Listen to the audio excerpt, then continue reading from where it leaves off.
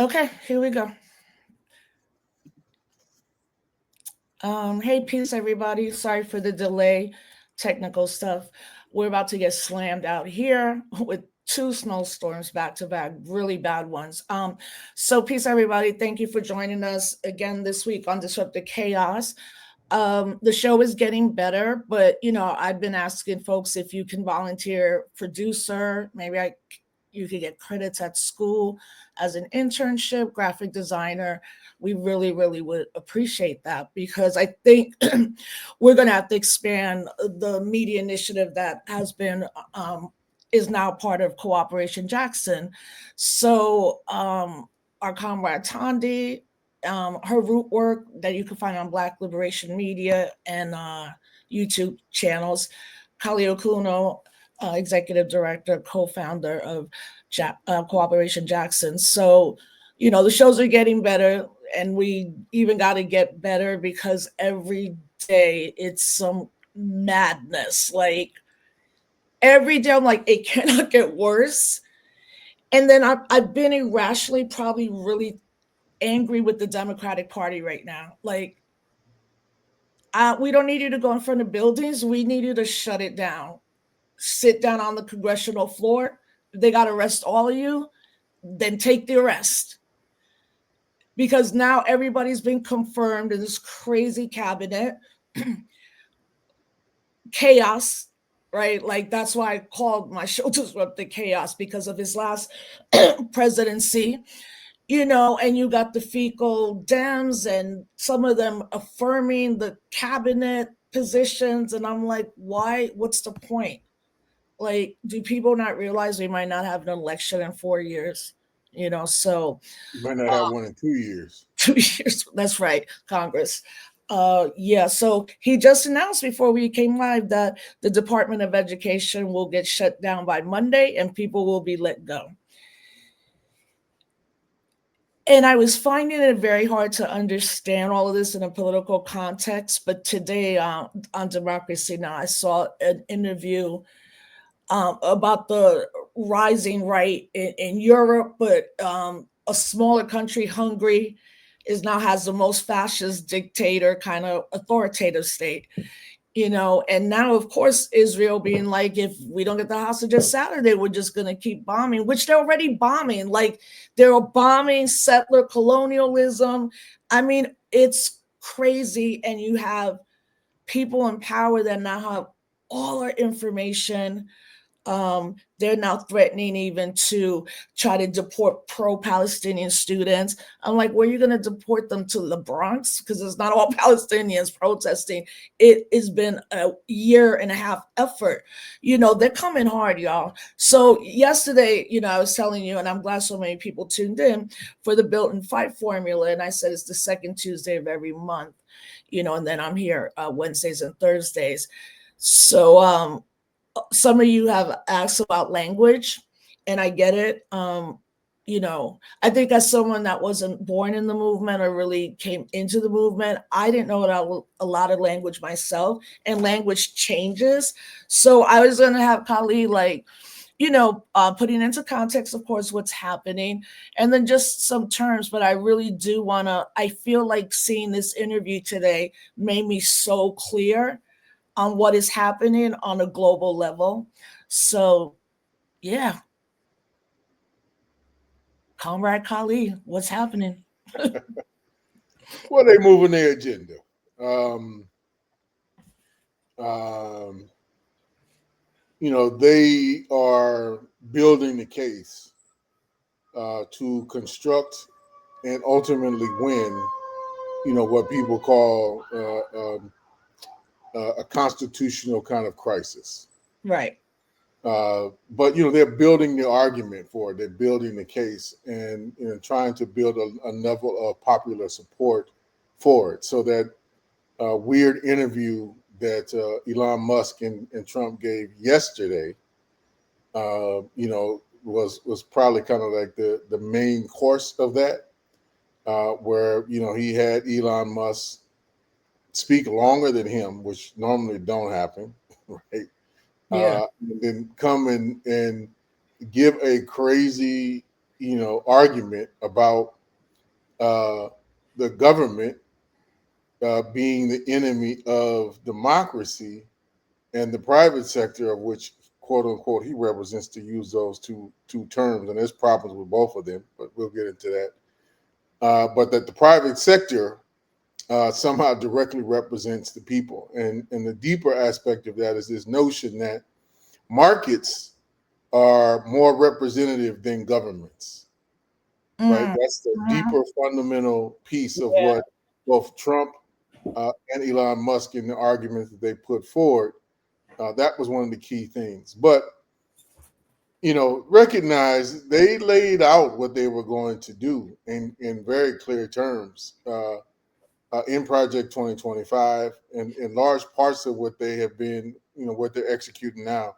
In truth, Project 2025 was really an assemblage of things that had been on the conservative right wing agenda, many of them for decades. So they aren't presenting anything new, and you could kind of see, and most of what's being done was telegraphed years and years before, if we're being completely honest.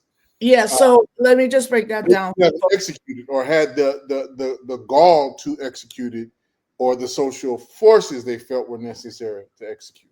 Yeah, so there's people that watching that weren't even born with the Heritage Foundation, but we were. And also it was the Heritage Foundation, it was the playbook for the Republicans in the 80s, like Mhm. take over school boards, take over local offices, take it, don't ever apologize, cut everything, make Black women the welfare queen. Like that's the 80s when we were teenagers, right? And then after that was the Contract for America, right? Right, right. And now 2025. So, I was telling some older folks, like younger people weren't even alive then. Like because it's like that means we're 50 and up. So we're like, damn it. But yeah, so now, as you said, they have the forces, but I also I don't want to watch mainstream TV at all. Nobody should be watching mainstream TV on news because they're completely complicit. It's disgusting. They're complicit. I talked about the punditry class, but we should be watching a news conference like that to hear everything, the craziness that was being said by Elon Musk. I'm like, dude, are you the president? Like, what In your effect, son? right now he is. They might Yes, come to right. blows soon, but in effect he is. And he's got his son, then him as a white Afrikaans, and his dad who's saying like, I really felt yesterday like, oh, okay, this is it. Like they are clear on what they're going to do, but again, the Democrats pose not an iota. Like 100 people is not going to have. Like we got to get. I mean, 77 million people voted for him.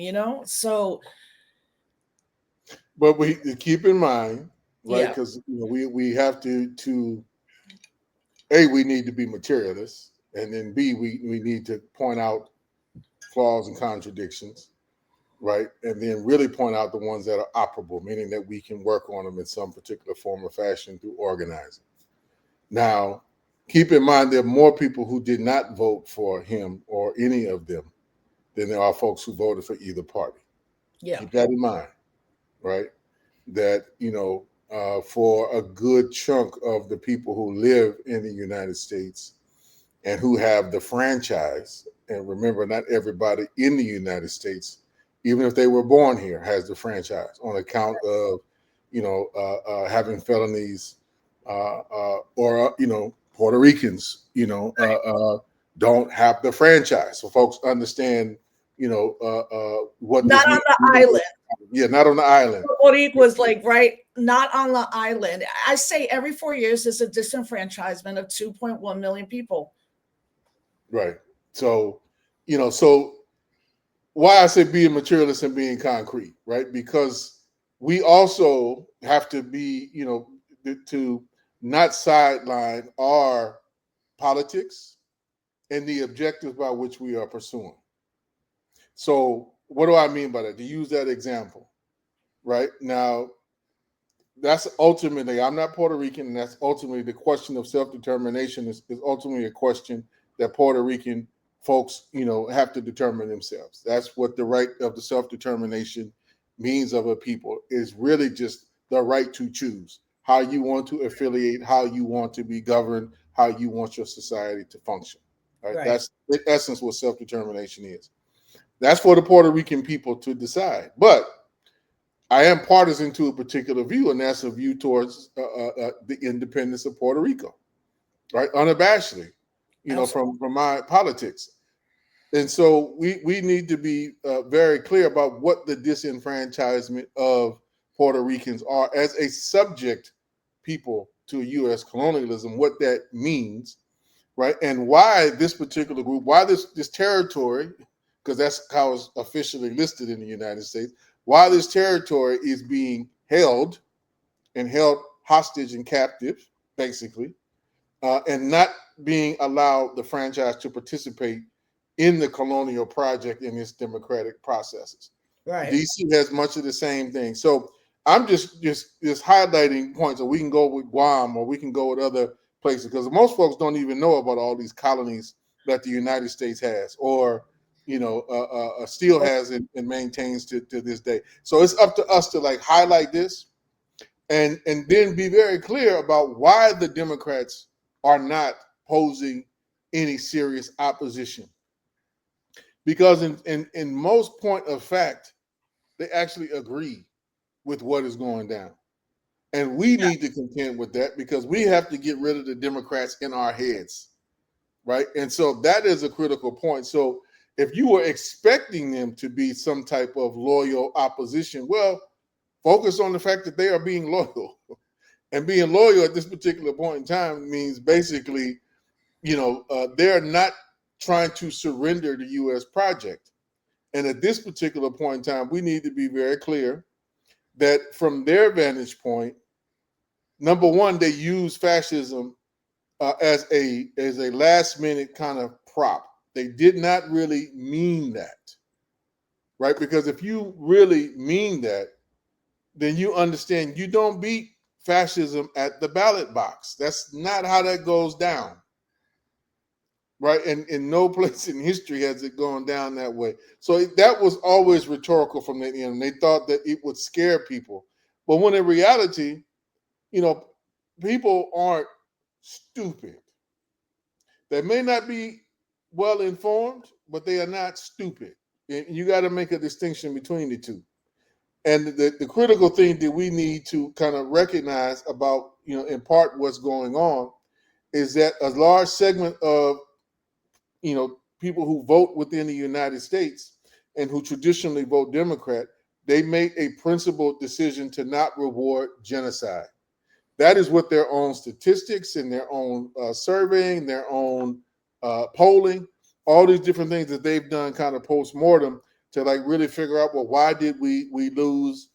And if you look at it, that was a very clear thing about how many people said that they were not going to support in favor of genocide, point blank, period. And why? We now have to tackle the particular reason of understanding that at least the faction of the Democratic Party that Joe Biden represents, and in truth, he represented the institutional majority. We need to be clear about it, and so did Kamala Harris, probably even more so at the end of the day than he did. Uh, they are with that program, right? They don't have no fundamental disagreement I mean, that's the with that problem. program. Like, what's the like? I now have no desire to ever like participate in the electoral political project. You know, like you said, withholding your vote is a tactic. And that's what happened. But if the Democrats couldn't understand they were going to lose on this issue, then why would we ever trust them to But do? we need They to, can't even the piece, stop Rosa. the dismantling of the Fed. No, I'm saying like this is what people are saying to me. This is what, like, even my cousins were like, yo, he's gangster. Like, He's doing everything. And I think, if anything, fundamentally, we have these conversations and there's always truths to that. Mm-hmm. But he has immunity from the Supreme Court, period. He's the commander in chief. I'm not saying that we would think this way, but all the Democrats are doing is saying he's a convicted felon 34 times. He was a rapist. People don't care about that. He don't care about it. So he has immunity, like what he always said. I can shoot someone in Times Square and be Get away with it. Right. And that's what I think this is maybe like, I was like, wait, they in less than 3 weeks are legit dismantling the entire federal government and any rights that we have. I think the only thing the Democrats should be doing, and I don't mean just in DC, if you are part of the Democratic Party, I mean, maybe we need to talk about the Green Party and other parties, but obviously the Democratic Party, shut it down. Like, sit in. Do not, maybe not even show up. If you know the Republicans, let's say some of these Senate confirmations, and then the 20 or so Democrats that are voting for these confirmations, that's what I'm saying. I don't. But here's the problem, Rosa. People are witnessing. Here's part of the problem. Nobody can defend the status quo. Mm-hmm. Nobody can legitimately defend the status quo because we all know it don't work. Right? That the social contract, from the New Deal, right, which is basically what we've been living with most, all of the last 70 years. That's gone. It's broke. It does not function. It does not work. And so all the Democrats have to offer is a defense of something that is broke. They have, or at least, let me put it, they are not willing to allow alternatives to emerge, right? And to be given a voice or a position as something that they will fight for. So, and let me just cite one, right? Universal health care. Right. Right? They will, Biden and them and the Democrats, DNC, they fought to the death to make sure that Bernie and the campaign that was being waged just on that issue would never see the light of day.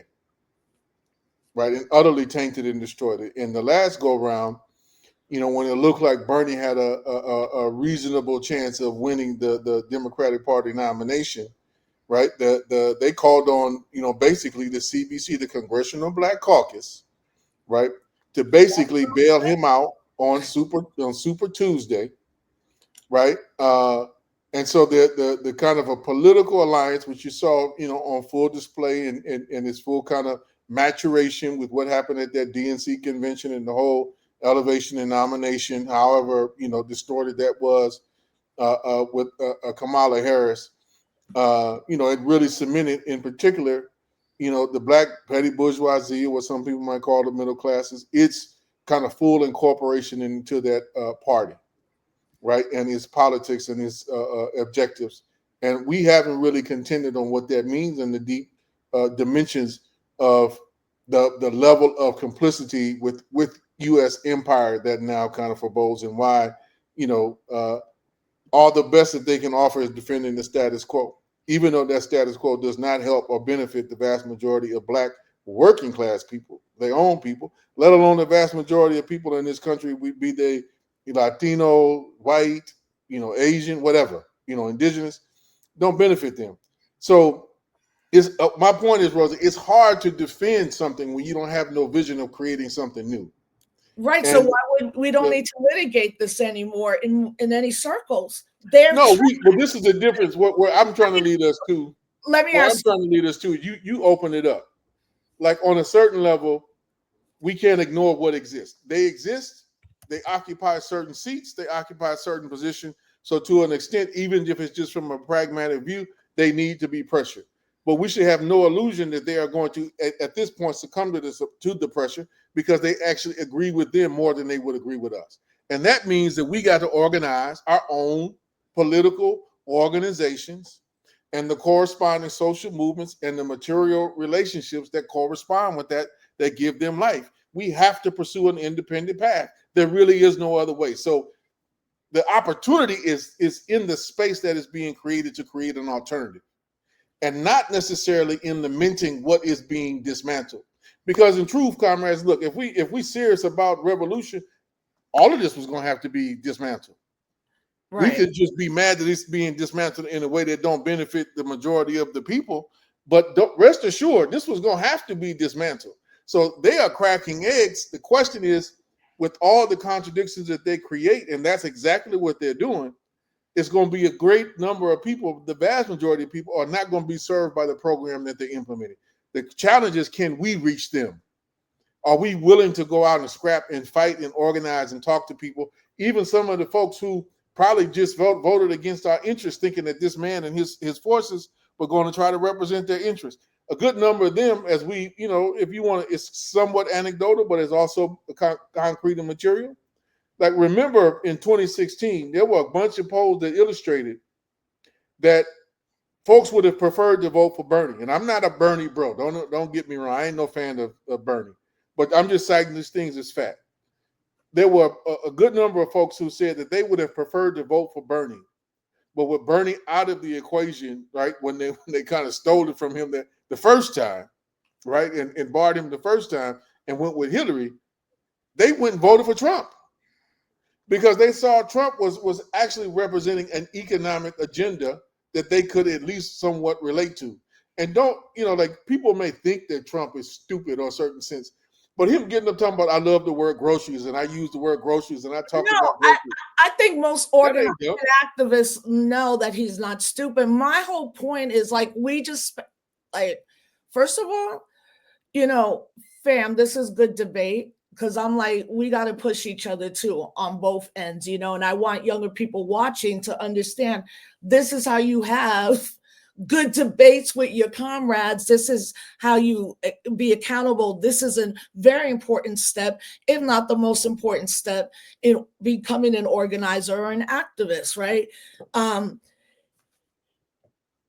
We know this, all what I am saying is, as we want things dismantled on our end for our self-determination, our political goals, our values, our ethics, they're dismantling what the entire most left, liberal, democratic class that includes Black, Latino, as Glenn Ford called it, the Black leadership class, right? But they're dismantling. If in the next couple months, if things keep going this way, the only thing that will stop will be when millions of people are like, call for a general strike, or somebody just starts to do. We don't know, But what I'm saying is that they're going to dismantle things. Then what you're saying is, we're going to also be suffering under them dismantling. I mean, like, just the amount of even Black people that work for the federal government, I think people are just trying to understand a party, the Democratic Party, that seems they have not one iota of urgency. They want to keep relitigating. They want to keep saying 34 this and this. And no, that is over. And they made it happen because what you said, Bernie should have ran. Then you didn't listen. We told you not to run Biden again. Then you bring Kamala. Like, we saw it. And fam, I'm struggling with this too, because I'm just like, do I never vote again? Do I participate in this? Well, let's again be. Let's try to what's called game theory this out for the younger audience, right?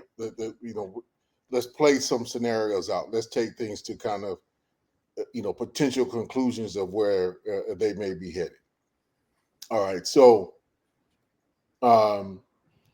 we would do ourselves an injustice at least not acknowledging that there is a high potentiality that there will be no elections. I didn't say that earlier as a joke. Yeah. And you know me, Rosa. I've been I telling know. people Yeah. for years, Civil War's coming, and this next go around, do not assume, right, that the bourgeois order, right, the liberal Republican democracy that folks know, and this constitutional order for folks to understand in part what I mean, who are familiar with those terms. Do not assume that that's going to continue to function or operate. Right now, that doesn't mean there's different scenarios. That means that they can just get rid of it all, completely, or they can do.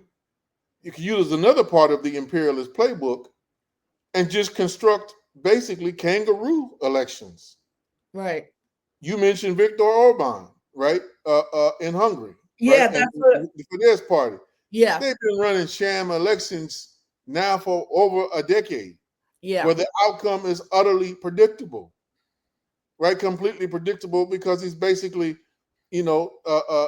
either moved off or disciplined or eliminated, literally and figuratively, right? The political opposition, and they just run these sham elections now. Basically, just enough opposition gets allowed to like vote and have a percentage so that they fit between certain norms of the European Union, of which they are a member, and they stay tied to in good standing to be part of the common market that is the European Union Yeah. now, and to receive EU funding.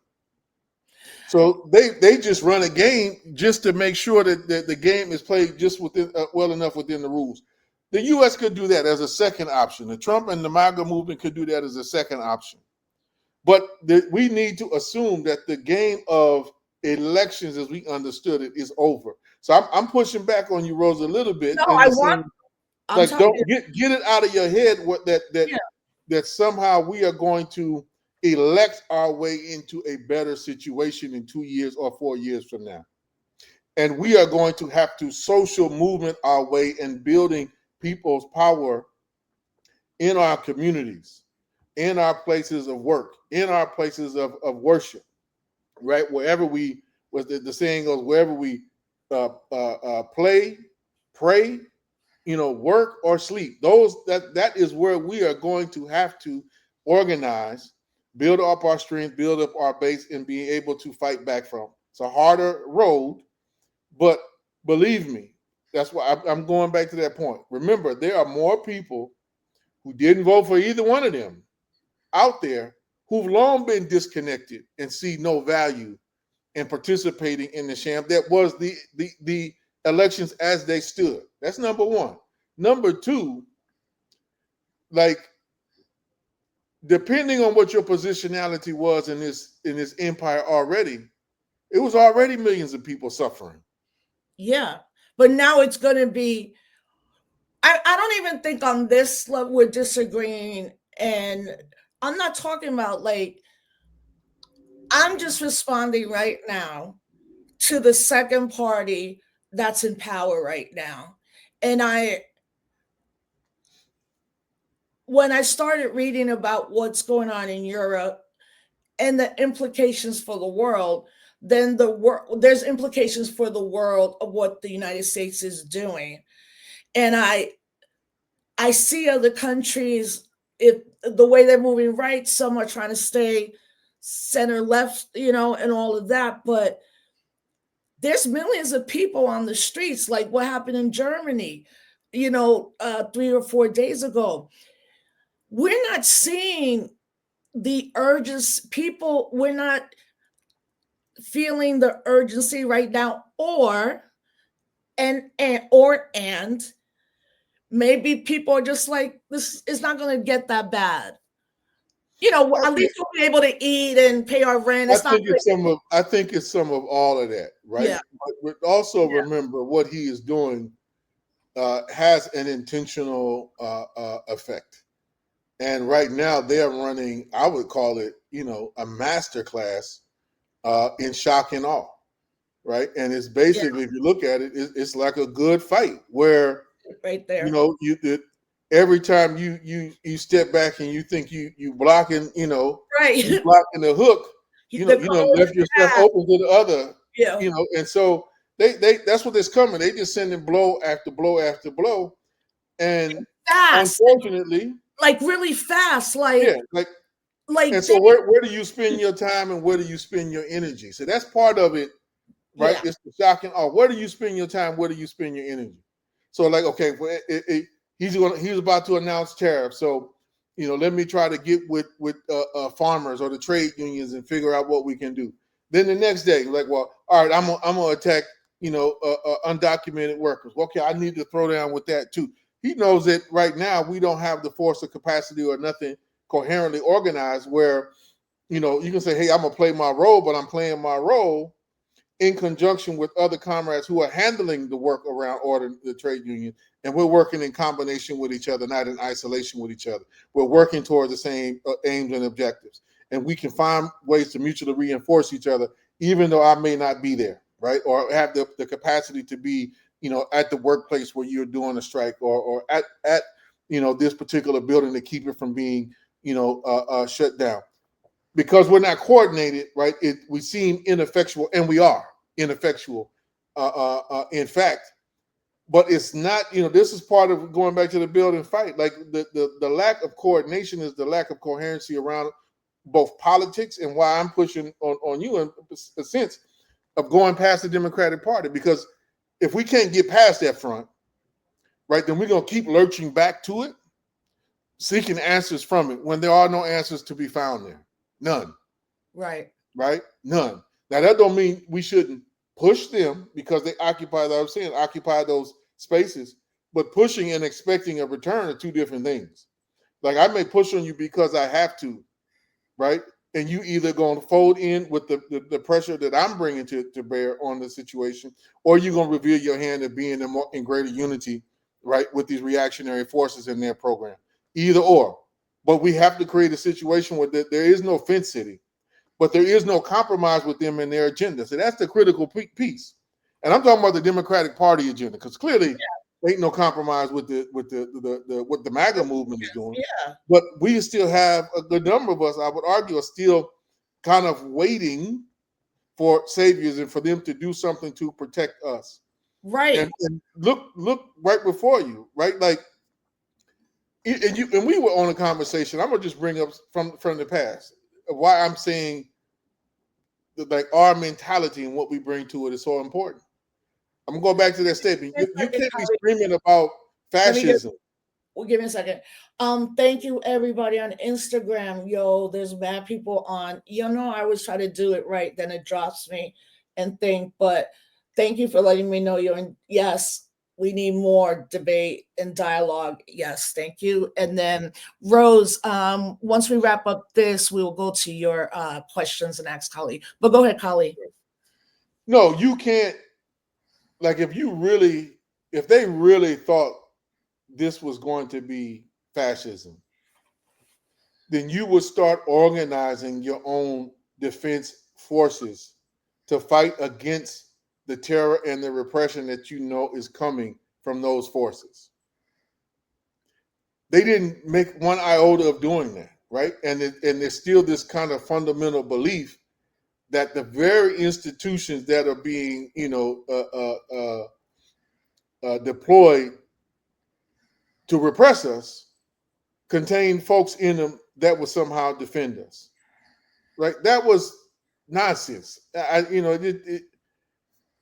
made no sense whatsoever, right? And so, like we, there was a point we should have been saying, like, we can't take y'all seriously as any type of opposition whatsoever, right? Just based upon the moves that you set in place and how you chose to spend your resources, in terms of either the campaign and what they laid out with how much money, record-breaking money that they were able to amass and spend, doing that, right? Yeah. But we don't have no brown shirts. They do, right? That's the January 16th. That wasn't just symbolic.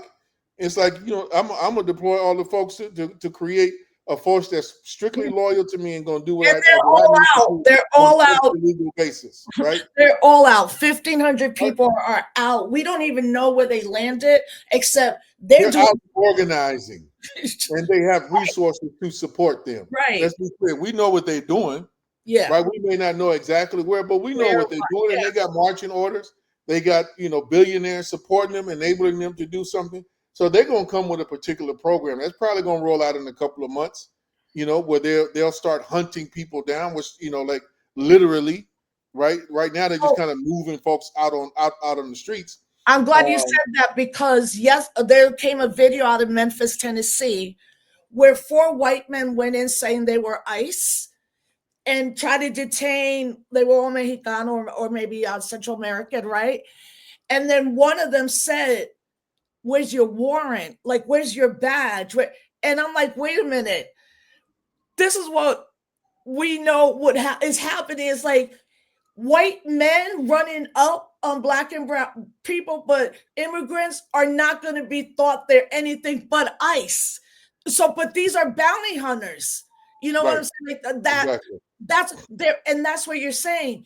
They're organizing. The word is out. So now it's completely acceptable for any white man group of y'all to go in somewhere and be like, we're ICE and lie. And then what? That's what we're going to start to see what you would Well, talk we see this is the part we need to be careful because, at least in Mississippi, was it Mississippi, Louisiana, I think Missouri, a couple of other states, right? They are coming up with bounty hunter laws and deputizing folks to Yeah, go and be bounty hunters or to be, Mississippi. like that is happening already. Now, and that's why I was saying, just so folks will be clear, why I'm saying this probably will take a couple of months because the legislative sessions, to the degree that they're following them, right? And right now they're still going through the trappings, for the most part. They're destroying and dismantling, but still going through some of the trappings. It's going to take a while for, these kind of congressional sessions, particularly those in the South and the Midwest, which typically will end in like April, May, right? And then the laws will go technically into effect around June, July. And then once that's kind of set in stone, then it's going to be a whole nother step, right? And right now they're still waiting for, they're still hedging that they still need with certain sectors of their own base to have a certain level of democratic legitimacy. They're going to keep pushing that while breaking the cornerstones at every particular step, right? And dismantling the institutions like the FBI and the CIA, or I shouldn't say dismantling, they're weakening them and then putting their Well, own people in, they could right? Is what dismantle they're all the basically doing. alphabet boys, DEA, FBI, y'all. I'm like, we ain't trying to save you. Although that's your point with the Democratic Party. They're like, no, we want the FBI and the CIA. It's like, they're schizophrenic. Where we're Well, like, no, this is what I mean, Rosa. All they can do is offer is the protection of the status quo, yeah, right? And then how we look at what our history, right? Defending the FBI. right. Like, Like y'all we crazy. you, I, we can't we gotta. I'm like, no, the FBI need to go. I'm not Right. supporting y'all putting your own people Like, in, but that absolutely. need to go. Yeah. So that's what I'm saying. We need to be clear that if for there to be the fundamental transformation that we need, there was going to have to be a major dismantling of the core institutions and elements and structures of this project. So that is happening. Now, it's not happening because we are dictating, it's happening because somebody else is dictating. But the contradictions in it happen, open up space for us to move. The question Right. is, do we want to move? That's what I'm pushing at, bro. Do we want to move? No, And that's what we're moving, gonna. we Yeah, may well, ally on a yeah, certain level with folks who are willing to accept, a different vision of the world that is not about falling in line with protecting the status quo. So if some of the folks who are currently in the Democratic Party or the liberals, if they are compelled to move in a more radical tradition, of course, bring them in. But what we need to be fighting with folks who are like, well, we need to defend this, so we need. I'm like, no, no, no, no, no, no, no, no. yeah. We're not Not, trying to defend like the all that murder and killing and COINTELPRO and yes, y'all just let Leonard Peltier out, on the whim, and it was the FBI who put him there. So don't yeah. we best not get confused on And certain in what's questions and recognize what our interest is. around. So yeah, we want to move to solutions, and I think we need to have this kind of exchange, all of us, to sharpen each other because it is happening so fast and it is chaotic. The thing I saw today that I said, okay, this might be the beginning of like more coordination with working people and all of us, was that inflation went up 3%. Right. So exactly what we told y'all was gonna, like what we knew. You know what? I'm gonna stop saying that because we all have told each other things, but inflation's up, egg prices are crazy, and people are starting to be like, wait, hold up a minute. For it to be up 3% means it's gonna keep going up with all the tariffs, is gonna, and then the whole dismantling of them is probably going, all that they're doing. The only thing we could do is fight back in a myriad of ways. And I want to get into solutions. And, you know, we're going to build here currently current events and then talk about what we're doing and the work that we see that's happening. And obviously the work that Cooperation Jackson is doing. So I just want to take a moment from that and read you a question. Okay. Yes. Okay. Liberated self, manufacturing chaos and confusion. Yeah.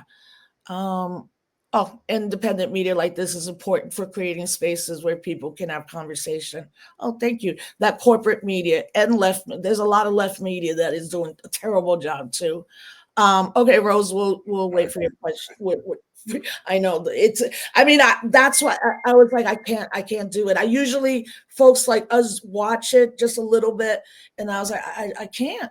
I feel like going up in the CNN thing and shutting it down because I feel they are so complicit. But I did want to talk about a little bit of what's going on in Europe. So, as I was watching Democracy Now, her name is or Dr. Kim Lane Sheppel. She's a sociology and international affairs at Princeton University, and basically.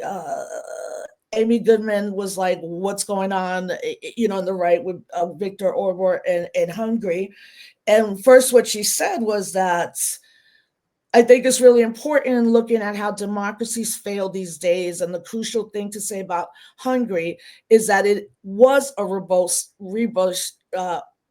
democracy, sort of top of its class in Eastern Europe in 2010 when Viktor Orban came to power. By the end of that decade, virtually all of the democracy raters rated it no longer democracy.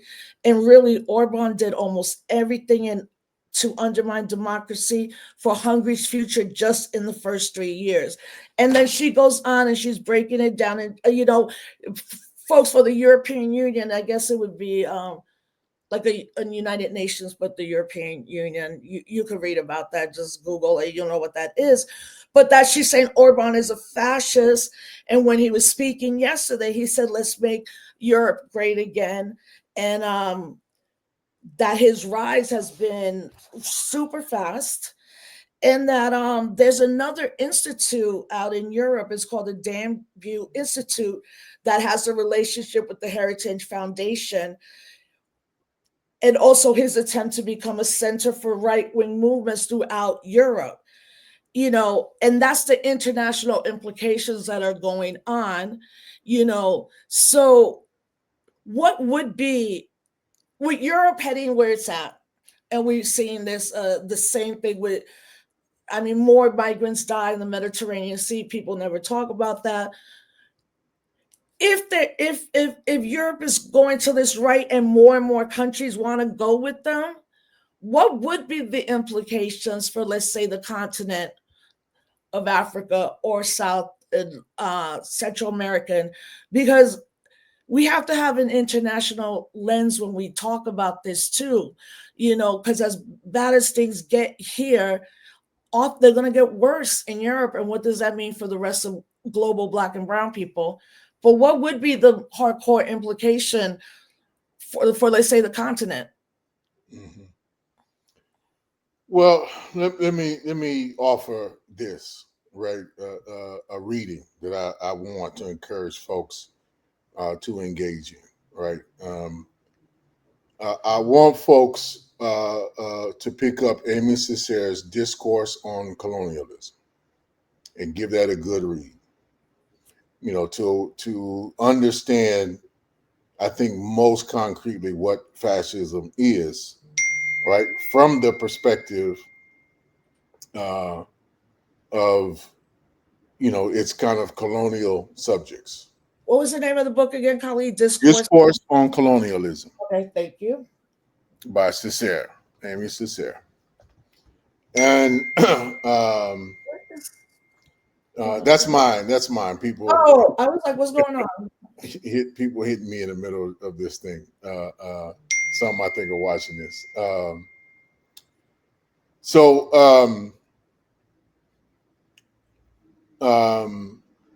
one of the critical things that he, kind of points out, about Germany in his analysis of, like, particularly the Nazis, is Mhm. that when they, during World War One or after World War One, when they lost their colonies, and folks should know that Germany had colonies, Namibia being one of them, probably the largest one, right?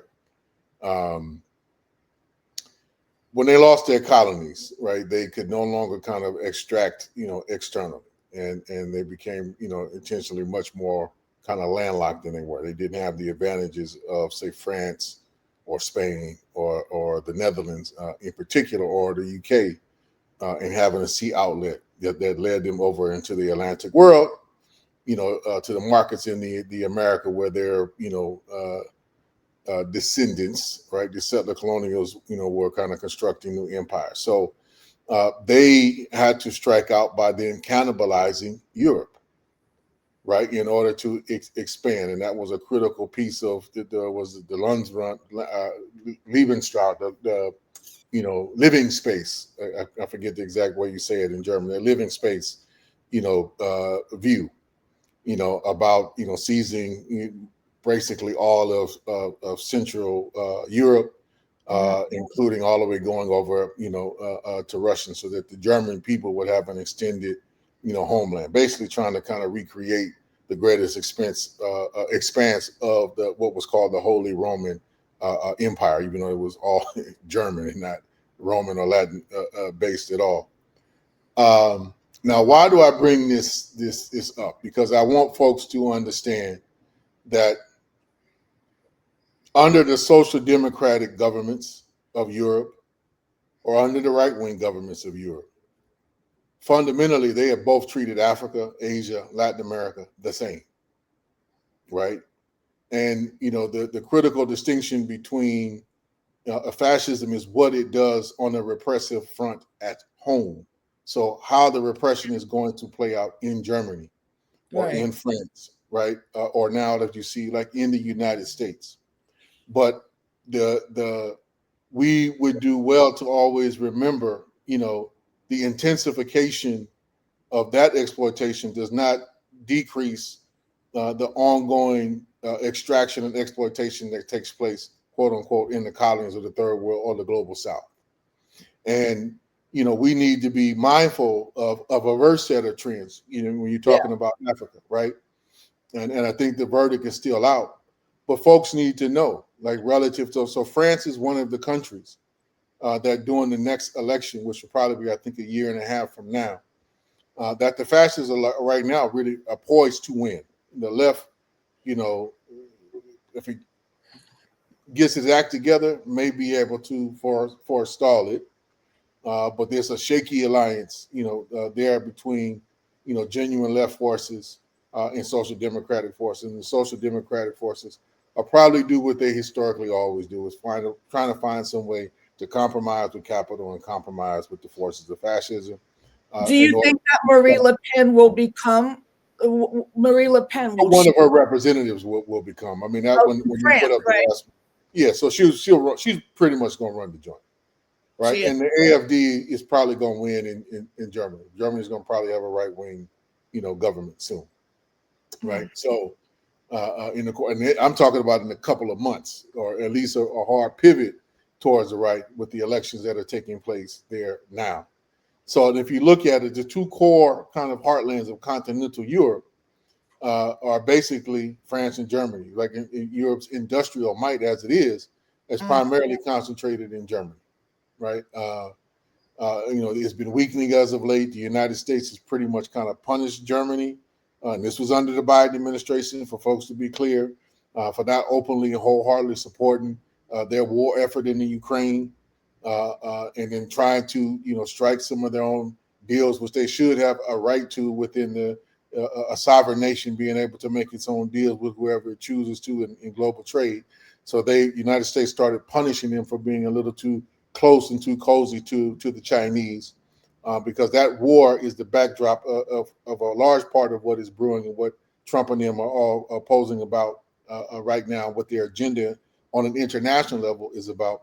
But the counter notion is to understand that France is losing some significant ground over the course of the last 5 years on the African continent, right?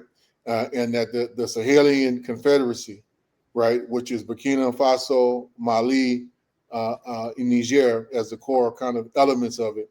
They've all kicked the French military forces out. Yeah.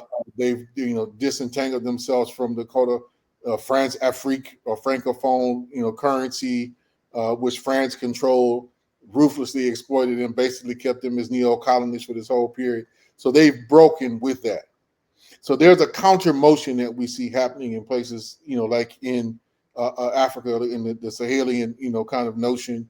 And there's kind of major upheavals that are also tied around that about which course and which direction, folks are going to go. And part of that is because there's a new set of contending forces that folks can kind of parlay with, can bargain with, can trade with.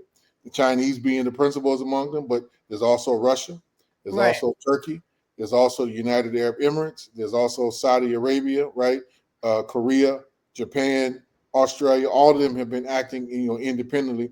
All of them have been talking about Africa, been poking their thumb in, often kind of, seizing the most arable land, seizing a lot of water. So I'm not saying it's in the most favorable interest of African people, but it at least sectors of the kind of the existing African ruling classes are having different forces that they can barter with.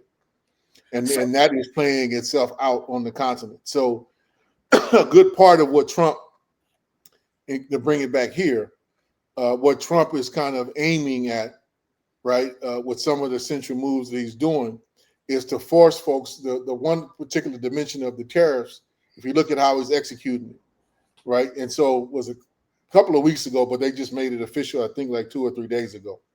India basically is kind of, bowing out of some commitments that it was committed to uphold within BRICS. And if folks don't understand what BRICS is the economic kind of alliance, largely kind of structured by the Chinese, but its fundamental core members were Brazil. This is what's an acronym: Brazil, Russia, India, China, and South Africa. Now that's grown and extended. There's more players who have kind of entered into the alliance, and it's growing kind of still.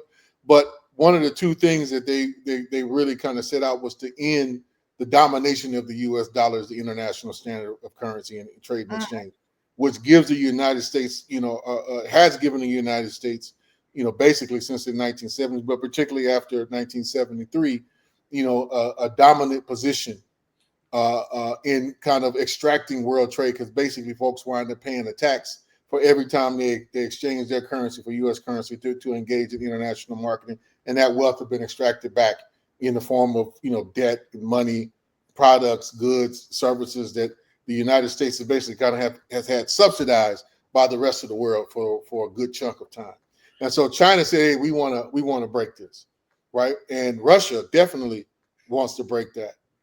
And most of the countries in Africa, if you actually, was to ask them honestly, most countries in the world would say, yeah, we want to end that and be able to mediate and trade and exchange either in a neutral currency, one that would be kind of somewhat, globally kind of mediated, like people would have a say in how its valuation would be in different ways, and there's different mechanisms to do that by, or to be able to trade in their own, right, and to get more value, quote unquote, for their dollar out of what they trade with. And so most places in the world have an interest in doing that. Well, Modi, another fascist, Indian fascist, you don't just think fascism is all white people, right? Yeah. Indian fascist. He basically in the background had been striking a deal with his homeboy Trump, right? Because he aligns with Trump and has been aligned with Trump, and he's part of this international right-wing alliance, this fascist alliance that Urban and these folks are talking about, right? That they have an alliance, they have an international, we don't. That's another question we need to get to. But Modi basically said, "No, we're not going to push for a new currency. We think it's impractical. We're going to stick with the United States dollar, and in return, India is not going to be tariffed." Right? Right. Trump said, if you help me kill this initiative and keep the U.S. dollar as the central currency and keep our position in power, then I'll lay off of you." And so what Modi is, if you look at it, and I'm going to bring it back to Europe because there's been some significant things that have been happening that I don't think people have been, probably most people have been clocking or reporting. And so in Europe, in France, this week, there was this huge international summit where the Europeans tried to bring forth, the Americans and anybody who's doing AI, right, or have a hand in the construction of AI, tried to bring them together to sign an agreement around creating ethical AI and rules and standards for AI and how it would operate, how it would be constructed, how it would be deployed. And the UK and the US said no, hell no, right? J.D. Vance went over there and gave a speech yesterday, basically threatened the EU, right? Because the EU Yes. has set up a certain set of standards about how, big data, big tech, this is why they were threatening. Macron, gave a little threat about he might shut down some, Elon Musk's operations and businesses in France, right? Because all their technology is far more regulated in Europe than it is, here in the United States and elsewhere. Well, guess who was the mediator in all that, and the co-convener along with Macron? Modi. Modi. Now the Chinese were there, right? But they didn't play a central role. And you ask yourself the question, why? When China is the only other real player in the game that Right. is competing, going toe to toe with the United States in the development of AI, right? And so it was a subtle nod that we need to create kind of like a third way, but also a subtle nod that we want to stay more aligned with the West than go with China. China signed the agreement, by the way. I mean, but also it's like China's like, we own all of y'all worldwide. Like, like we own you, right? That's like, yeah. I mean, there's that to a degree. But to all of you Game of Thrones fans, I don't know if y'all remember, I think it was season 1, right? When Cersei had to put I forget the character's name, but she put him in check about power, right? Drago. Yes, right. She put him in check about power. She was like, Yeah. "I can kill you right I now." encourage everybody to watch Game of Thrones in this moment too, because Yeah, I'm like, yeah. She's like, "I know you got money. I know you got right, money, and right. you got your hands and your fingers in most everything. But at the end of the day, right? I got these goons, and we can cut your head off right now." So, Right. a brilliant scene. And remember, that is what I'm bringing that up because that is what the United States holds over the rest of the world, right? And Yeah. China is very aware of that. That's why they don't overstate and overplay their hand. They are playing a very patient, long game. Very disciplined. I'm like, Very, like we not going. so We don't disciplined. want to go to war, but we are getting prepared to defend ourselves, right? And we don't want to be, and we are not going to allow ourselves to be dominated by you, which is why we are putting all this investment in AI, because we are very clear about what Peter Thiel and Elon Musk and all those folks, these tech lords, what they want to do with AI, right? Well, The very things that they accuse us of doing, they are implementing in your so-called Western democracy, and you are buying into it and giving access to it willingly. The professor today, the professor that I've been reading from, and y'all should watch Democracy Now! I totally watch it every day. Sometimes you're like, don't be so liberal, but what she was saying is that Elon Musk's whole goal is to have his own bank, right, and like control all the money, like I was like, an individual could just become a bank, or what he's trying to do with some of these tech people, right? Right. Okay. Right. So I want to just read a little bit of this, then we're going to go to solutions and how you can all join movement and organizing and support Cooperation Jackson. She said this, which I wouldn't even have thought of this, but it makes sense. She said, what we're seeing as Trump has come to power with this Blitz program, um, written by private actors while Trump was out of power. I think the one thing we've missed is that the first places that Elon Musk went into were the office of personal management, so controlling the entire federal workplace, then the treasury controlling all the payments, then the budget, then the general services administration, even to IT, that's information technology. And I was like, IT. And what she was saying is, like, in the United States, all they got to do is deactivate your cards, because you can't get into these buildings unless you have that. And I wouldn't have thought of something that not simple, but they all they got to do is like deactivate it. It wouldn't even be a fight. It's just like, you're not getting in the building ever. Right. Like, That's right. That's the right. thing. And that also, she calls him the ex-president, to allow the people in the White House to exercise direct control over federal agencies. Then she was talking about, even if all of this is going to be litigated, it takes years to litigate something. So by the time it's like, you shouldn't have done that, here's the entire collapse of the federal government. So to me, what I'm saying, folks, is this was super helpful for me to see the comparative ways that really these white hegemony happening again. So I know we got to wrap up, fam, but we're going to keep having these great conversations. And I really, I think what's super important is to build up your politic, know your ideology.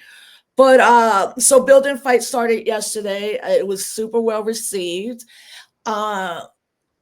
Yeah, let folks know how they can get down. Well, I'll let you know how you can get down with that. The second month of the second Tuesday of every month, you could watch and be part of the Build and Fight formula, which is specifically going like step by step, but I think really providing what organization looks like and what it means to be an activist and get to be an organizer, and somehow replicate a lot of the great work that Cooperation Jackson has been doing for over 10 years. Oh no, really almost 15 now.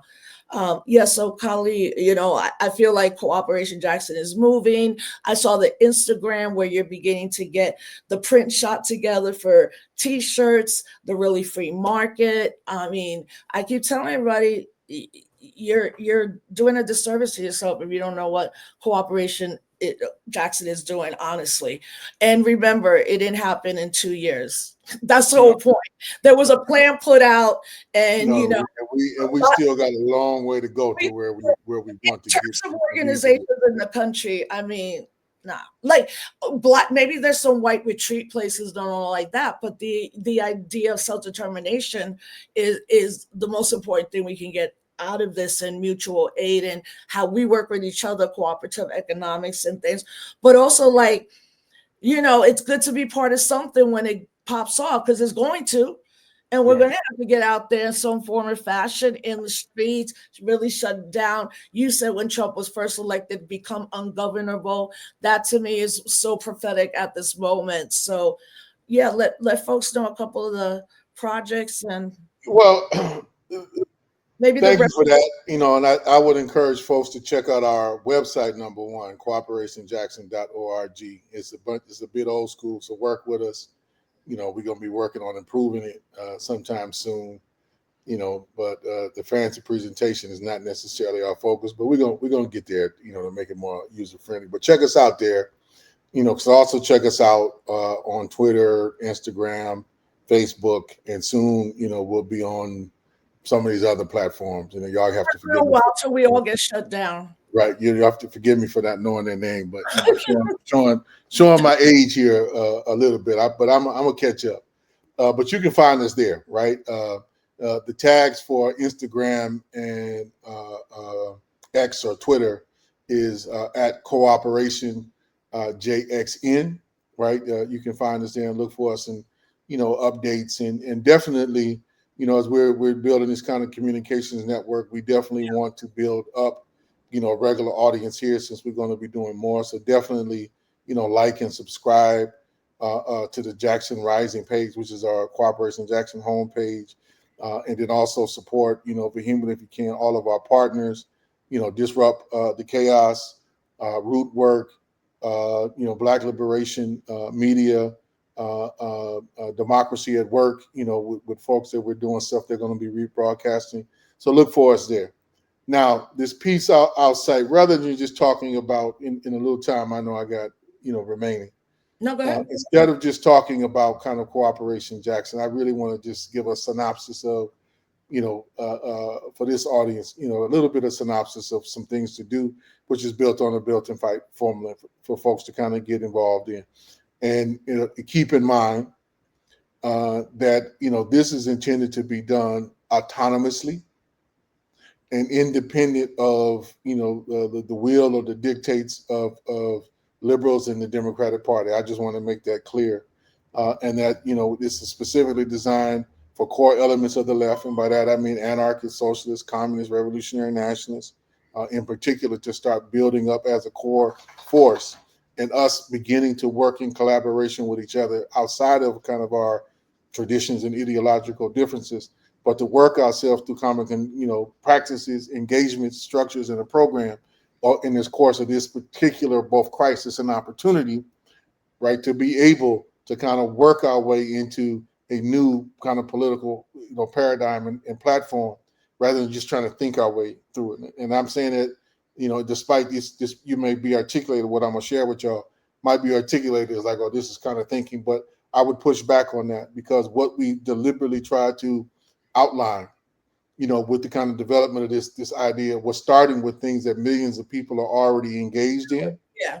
right, and are already doing, but Yeah. are insufficiently coordinated with each other, and haven't developed a shared, coherent political vision towards where we want to go. Now, I argue, and will continue to argue, that what we want to head is eco-socialism, but we're trying to articulate this as a program that constructs this from below through the democratic, self-elected activities of members of the working class and the various, oppressed peoples and nations that comprise, including indigenous nations that comprise, that are contained, I should say, within this project called the United States. So, and we put this out because, let's be real, despite however well things may be going in Jackson, we are in the heart of the Confederacy. Our enemies are very clear. They're very determined. They've been talking Trump trash long before Trump even came along, right? A lot of lessons to be learned there, and we're very clear that even though the best of our work, that should we be able to do it and do it to kind of our own satisfaction and our own standards, goals, and aspirations, it could still be burnt out in a second. So we have to, ally with other people, because we need folks, right? We need to be working in common cause, and then build coherently where we're building, our own value and supply chains, and trading with each other on a mutual basis according to our own rules and logic, and subvert the basic logic of capitalism, which underscores it to where we're starting to produce more for our community's needs, and not producing on a commodity basis, right, for trade or a profit in the market. Not that you won't have to engage in some of that, to kind of keep some income in, but we're asking people to make a conscious and deliberate pivot in this way. And again, we're not citing things that are outside of people's, not our collective experience anyway. We witnessed a lot of people doing this with all the mutual aid work during the pandemic. But we have to federate. We have to plan with each other. We have to coordinate with each other, and we have to defend each other in this days and time. And in order to mount a real serious defense, you have to have the material resources at your disposal to be able to, put yourself in different positions. I'll leave it at that, and defend certain bases. So we have to get in the habit of enhancing our own productive capacity on our own terms. That's a critical thing that we have to do, y'all, right? And don't think that's why we call this thing the build and fight, because what most of us are positioned towards and how we think about organizing and activism is fundamentally, been geared in most respects within a kind of protest only framework or a protest dominant framework. And we're not saying that folks shouldn't, protest when and where necessary, but when we do, it should be to extract costs. Right. And the other side of what we cost and concessions, and the other side of this is that we have to build the alternative, right, and use that alternative to leverage power and build power. So that's why it's a build and fight. The other aspect of it, which some folks have kind of built on later, which we don't agree with, but we think there's a later point, right, is build, fight, and transform. And we're going to have to be able to ultimately push ourselves into a transformative dynamic. But we got to build up our ability to plan, coordinate, federate with each other to do that. And that begins by enhancing our productive capacity. So, Rosa, I want to just read a couple of pieces, and I would encourage folks to, you go to our website, you get our newsletter, The Cooperative Way, sign up for that, and get our monthly, newsletter. This what I'm reading is just a short synopsis. Right I know now, I hate to read. we have to have that. Like, social media is not a strategy anymore, fam. Right. Like, we know they come in. That's why YouTube right now seems to be the most democratic space. That's why we're encouraging everyone to subscribe to my YouTube channel and Cooperation Jackson's, which is called Jackson Rising. Subscribe, because I see 6 months maybe left around. And it's going to be here, but we're not going to be here. Like, we're going to do stuff and they're going to just block it and take us all out of the algorithm. And we can't be living our lives on an algorithm. That's why we say, please, please, please subscribe to our YouTube channels. Go ahead, Cully. Just use it until we have it. But in the meantime, we need to be constructing our own tools that they don't have a monopoly or a kill switch on. Right? That's the fundamental thing. So, just incorporate that. But so I just want to read just real quickly, and y'all forgive me for reading, but I think it's important, just to kind of distill this and be, somewhat short and concise. So first thing, organize mutual aid on a communal scale to address the initial economic shocks that are coming, to prepare for the increasing number of national disasters, and to better address the day-to-day ravages of the capitalist system that produce systemic homelessness and hunger in our communities on a daily basis. Right, so the deep level of crisis that we've already been in, we have to address that, and then plus what's coming. Engage in collective food production and exchange. Utilize and claim all of the lands that can be employed to meet the social need, including the decommodification of corporate lands and the democratization of public lands. So listen to that, very careful, kind of what's implied there. Because I remember last night somebody asked me, is there enough space in New York City? And the answer I had to give them, yes and no. And it depends on how you approach that question and how you actually seize upon the resources at your disposal. And you're still going to have to connect and network with folks, outside of New York, to be able to do that. But listen to this again, particularly the last part, comrades, is including the decommodification of corporate lands and the democratization of public lands. Third one, engage in militant worker self-organization, build cooperatives and trade unions, and have them coordinate the production and distribution of essential goods and services we need to survive and thrive, right? And that entails, putting in command their productive capacity, basically, right? And utilizing those means of production to meet community needs, and not just serve the needs of, supplying the markets, or just doing what Target or Walmart or Amazon or some of these people tell you to do, right? Organize yourself in collective, so it's not just an individual act, but organize collective power exercise. Yes. Now, this new one is one we have to go through in more detail, and this will be, I think, the fifth in our series that we'll bring some folks on to help explain, some greater detail and better than I can. But that is engage in community production through tool lending, libraries, maker spaces, and the adoption of digital fabrication production techniques to break our dependency on industrial monopolies and the byproducts of their wasteful methods. Defend your peoples and communities and protect what you build through the organization of self-defense committees. We see some of that I saw already going on. I think it was in Ohio. Some folks took on. A couple of young brothers ran up on the Nazis like, "Oh, y'all want to be out here? We out here too." Yeah, Yeah, that was but a good you know, don't just can't just be spontaneous. It's got to be organized to the greatest extent possible. You know, and keep it, you know, first level. Keep it to folks you know, and you know, within your community. Start with your friends, neighbors, you know, cousins, relatives, comrades. And I'm saying that, you know, so you just because the FBI is being you know, attacked, don't mean it's still not on the prowl and looking to infiltrate and disrupt our work, particularly in this particular vein. So be smart about organizing your self-defense work.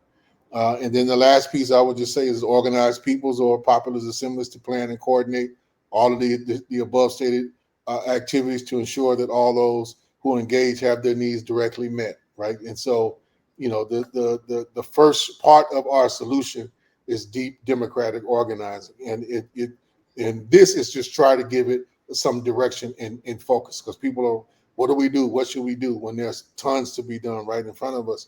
That we have to start with some of the basics in this day and age, but that is where we're going to build and aggregate our power and have our ability to meet some of our fundamental needs with having to constantly run to markets that are controlled or owned by others, and they can easily shut down, use food, water, and all these different things as weapons. And we know they would do that. You know, in a second. if you don't believe me, just go back and look at some of the history around New Orleans after the hurricane, after Hurricane Katrina and the Great Flood, and understand how intentional that was, right, and deliberate and planned that was, and how it was, you know, very, you know, and they stated they didn't particularly hide it, that, you know, one of the then, you know, state senator said, you know, Katrina did what God couldn't, God did what we couldn't do, which was Too. basically clean up the projects, right?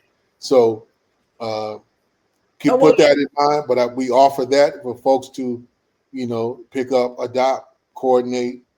Like I said, we got to federate. So be on the lookout for calls on that, and definitely continue joining me and others as we go through this build and fight formula, the second Tuesday of every month.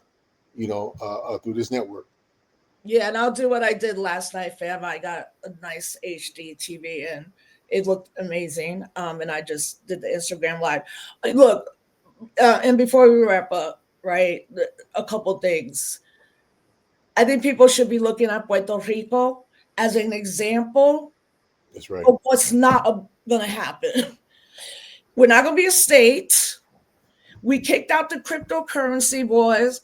We're fighting gentrification. And for Boricuas, for a long, and part of this, fam, is you have to decolonize your mind. Like, you have to be very internal, right? And a lot of it, especially for Puerto Rican and other Latinos, will conflict with family and religion and church and all of that. But Puerto Rico is the example right now. It's my friends, as they call it, are repatriating back to the island.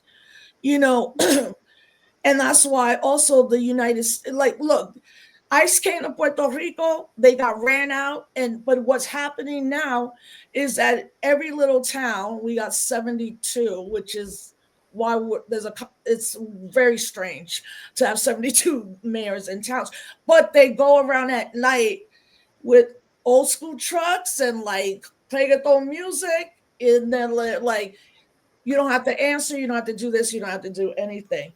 But what I would say, just practically too, be ready for disaster. And I'm not only talking about a climate disaster. This is a disaster. And it's going to be chaotic and crazy. And just some basic things. Get your backpack, know your phone chain, subscribe to newsletters, self-defense, and no performative actions like John Leguizamo put up a post yesterday, and I was talking to people about it, and it's calling for February 28th to just boycott Walmart, Target, and Amazon. But he did it. There's no organization or whatever.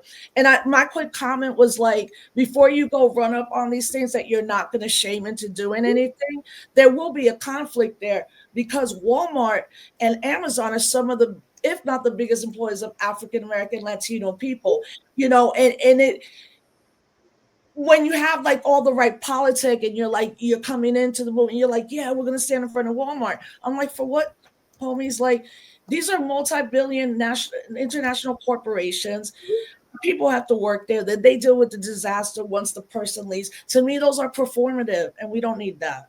So as we said, people are Figure out like, how to hit them where it hurts. That's right. yeah, it's just like, what's the point? They like Black people, now they don't. Like, it's like, that's not a kind of new thing. But we have to be mindful, as Khalid and we're always saying, are working people, not just working class, working people. But as we said, the second Tuesday of every month, you can see Kali with the Build and Fight formula. You can go onto the website and see all the flyers, the social media um, handles. All of us building and creating like some journalism. Like, we need to be the people's journalism thing. And then again, every Wednesday, 7 p.m., Disrupt the Chaos. Kali will be coming on this show once a month. The next one, I want to talk about the climate catastrophe, climate. We're so lucky that you've been pretty, have gone all around the world and seen what other folks are doing in this time. And lastly, I would encourage people who really, really want to read, who always like when I show books. There's Jackson Rising. This is the struggle for economic democracy and Black self-determination in Jackson, Mississippi. Well, this is it. So y'all get this.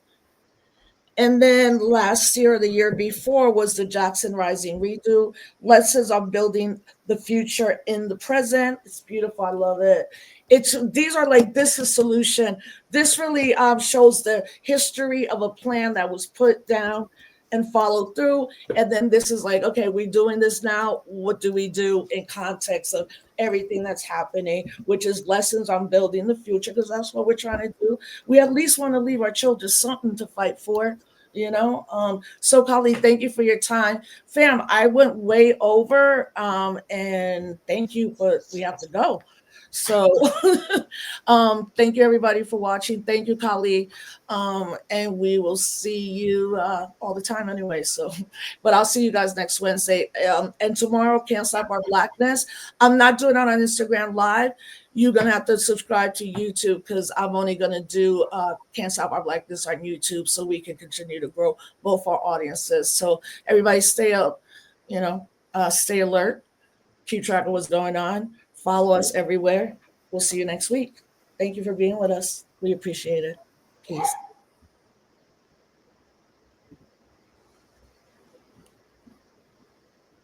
Hey, you still there? Okay. It still says we're live though. Yeah, I know.